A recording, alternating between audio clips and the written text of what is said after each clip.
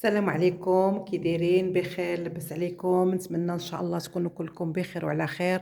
وانتم تشاهدوا هذا الفيديو ديالي الحباب. بغيت نشارك معكم واحد تجربه خديتها مؤخرا، حيث بغيت نصلح بغيت نصلح البارطمان ديالي، ودرت بعض الاصلاحات، وانا بغيت نشاركها معكم. يعني التجربة ديالتي والمعاناة اللي خديتها في هاد التجربة، والأخطاء اللي ارتكبتها أنا، والأخطاء اللي طحت فيها مع المعلمية.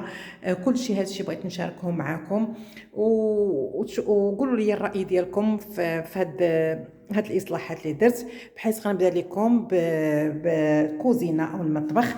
هاد الكوزينة هذا اولا هاد الكوزينه هادي كانت هي بيت النعاس، كان هذا هو البيت ديال النعاس اللي كنت دايراه. فكرت انني نغير، درت هذه كوزينه. هذا البيت النعاس اللي كان عندي درتو كوزينه. كما تشوفوا انا باقي ما كملتوش، لانني غادي نعاود لكم التجربه ديالتي. يعني خرجوا لي الفلوس بزاف بزاف، لاني ما طلعتش في المعلميه اللي ريحوني اولا اللي يديروا لي داكشي اللي بغيت. بحيث انا النوب الاولى الاخطاء اللي درتها انا هي انني مني بغيت نعطي المعلم.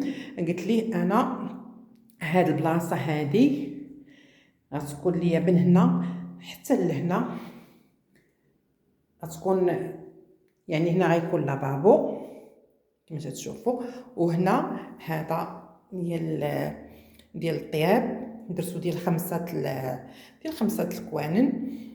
يعني هاد البلاصه انا اللي قلت للسيد يدير ليا هاد البلاصه، ما كانتش هادي. يعني هذا الخطا ديالي انا، الخطا ديالي ارتكبت هي انني ما كنتش دايره معاه. قلت ليه ما ديرش ليا هادوك هاد الداله هادو، ما كنتش. قلت ليه ما ديروش ليا، بغيت نديرهم بالالومنيوم. يعني ملي جبت من الالومنيوم قال لي الالومنيوم الا ما درتيش هذيك الداله ما غتكونش صحيحه، من الاحسن تبنيها بالزليج وتكون صحيحه. وانا من بعد يعني الالومنيوم تيقول لي من بعد غادي نجي وغادي ندير لك يعني ندير لك بلاكارات. صافي هذا اضطريت انني نجيب معلم اخر يزيد لي هاد البارتيه هادي، ويزيد لي هادوك الطاجيرات كما تشوفوا. يعني هاد الطاجيرات اللي درت هاد الزوج هادي كما تشوفوا، وبدل لي هاد لابابو، لان انا لابابو اللي جبت النوب الاولى حتى هو كان بالانوكس بحال هكا، كان زوين. ولكن الخطا اللي دار ليا المعلم هو انا ما كاستراش ليا ما كاستراش ليا لابابو. يعني الا بغيت نغسل الماعن ولا شي حاجه تيبقى ليا الماء فوق من الرخامه. يعني اضطريت انني نبدل هذاك من جديد. خديت هذا وخديت هاد الرخامات. يعني قلت لكم غير هاد الرخامه وهاد جوج ديال الطاجيرات وهاد لابابو تقام عليا 100,000 ريال، يعني 5000 درهم، ما بين السلعه وما بين الخلاص ديال المعلم. 5000 درهم. هاد الرخامه خديتها ب 100,000 فرانك للمترو. هذا الرخامه هذه. التغيير اللي درت هاد الباب ما كانش، هذا كان عباره عن شرجم. وهاد البلاصه تشوفوا هذه كانت عباره عن ضوايه ديال البلاستيك، لان كاين هذا لاكور وهذا راهو كله لاكور اللي تشوفوا البنات. هاد الكوزينه هذه كلها عباره على لاكور، حتى لحد هنا راه لاكور. ولكني انا استغليته كنت درتو بيت النعاس. وهنا كان سرجم، هاد الباب هذا كان سرجم ودرتو انايا باب. وانا اللي قلت الاقتراح اللي قلت للمعلم جدتو، قلت ليه انا غندير هذه عباره عن داره ديال الحديد، يعني جد الصدور ودار لي داره ديال الحديد، وهذا التقسيم هذا اللي تشوفوا الزاج، هذا الزاج صحيح سيتباع ب 23 درهم الحبه. يعني هذا الزاج كله تقام عليا ب تقريبا 23 الف ريال. المهم وانا قلت ليه مني جيت المعلم يدير لي هذيك الطاله هذه، يعني هذه الطاله ديال الحديد عامره بهذا الزاج. وهنايا طاله هذه هنا قلت غندير ماكينه الصابون، هذا الرخامه هذه اللي تقطعت ليا من ديال الطياب هذه. فكرت انني نحط فوق منها الماكينه ديال الصابون. وهذا الحيط هذا اللي انا نقول لكم نعاود لكم على المعاناه اللي عانيت مع البناي. هذا الحيط هذا قلت ليه انا طلعوا لي، لان بيننا وبين الجيران قلت ليه طلع لي حيط، ما طلعش لي الحيط الفوق، يعني غير ضرب المرطوب وزاد بحالاتو. اضطريت انني نجيب معلم اخر ويصيب لي يطلع لي حيط. هنا درت شوفوا هذا، درت شوفوا البوطه ديالو يعني مهويه.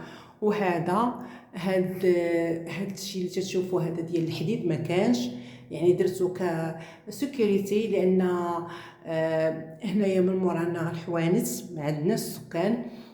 ودرت هاد الشرجم هذا باش تنفس الدار، هذا بالالومنيوم. وهذيك ديال يعني هاد الحديد. ودرت الضوايه هذه خديتها من ديال الالومنيوم، يعني اما بيابل تتبين الضوء بالنهار، تدخل الضوء يدخل الشمس.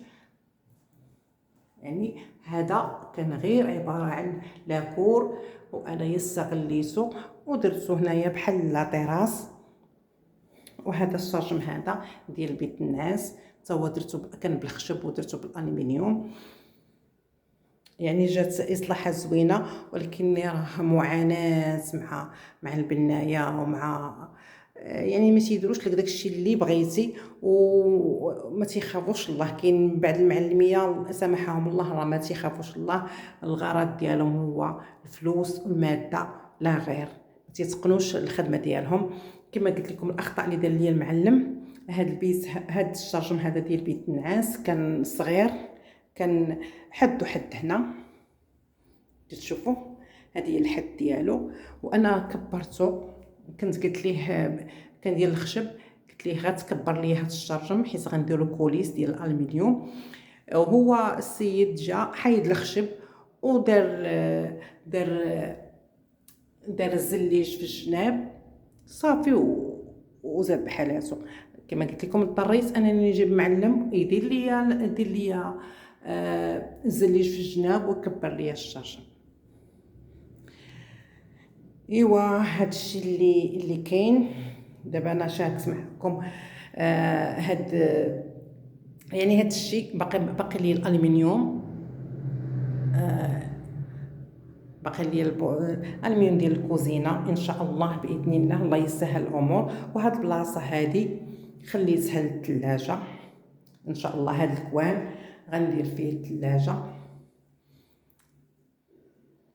وانا ما بغيتش نطلع الزليج حتى الفوق، يعني بغيت تكون الصباغه في الكوزينه. ها ورده الصباغ يلاه خرج من عندي الصباغ غير هاد لا سومين، نهار السبت ان شاء الله اللي كمل لي الصباغ. والصباغ تنشكرو من هذا المنبر، يعني خدم معايا خدمه مزيانه، تنشكرو من هذا المنبر. وزعما عنده تبارك الله خدمته متقونه. بالنسبه هذا بيت النعاس ديالي البنات، بغيت نبدل ليه حتى هويا اللوك ديالو هذه الناموسيه. وباقا ما درتش الماريو ديال الالومنيوم حتى هو غنديروه بيت النعاس. وهذا هو الشرجم اللي تيطل على لا تيراس. هذا هو الشرجم.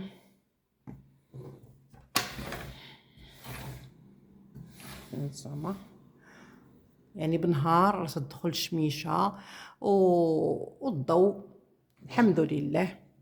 الحمد لله الدنيا مضاوية.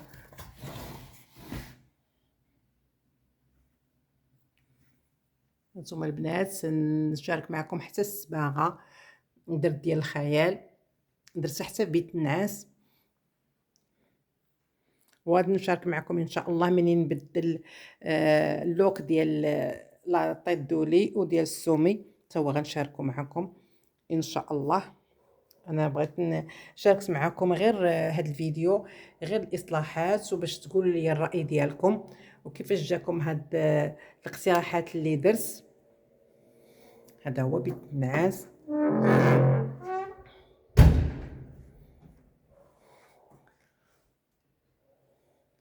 وهذا كان عندي صالون كبير وقسمته كما تتذكروا. هذا الصالون هذا اللي كنت شاركت معكم في بيت الكلوز ديالي، هذا هو اللي درت هنا. قسمت الصالون ما خليتوش كبير بزاف، درت واحد ميني، درت حيط صغير،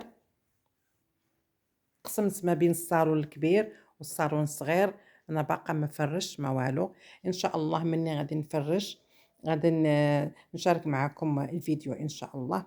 وهذا هو الصالون ديال الخضر ملكي كنت دايره في البيت الكلوز ديالي، درته هنايا. راهي سمن ان شاء الله مني نبغي نفرش ونبدل. دابا شاركت معكم غير التغييرات اللي درت والصباغه، هذه هي اخر حاجه درت مؤخرا.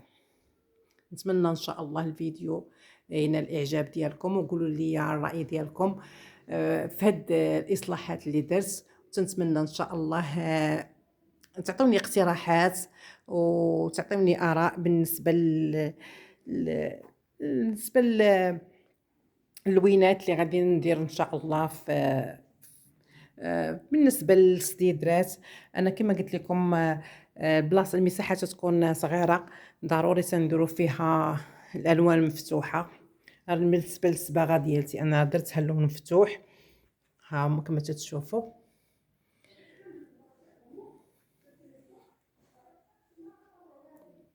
هانتوما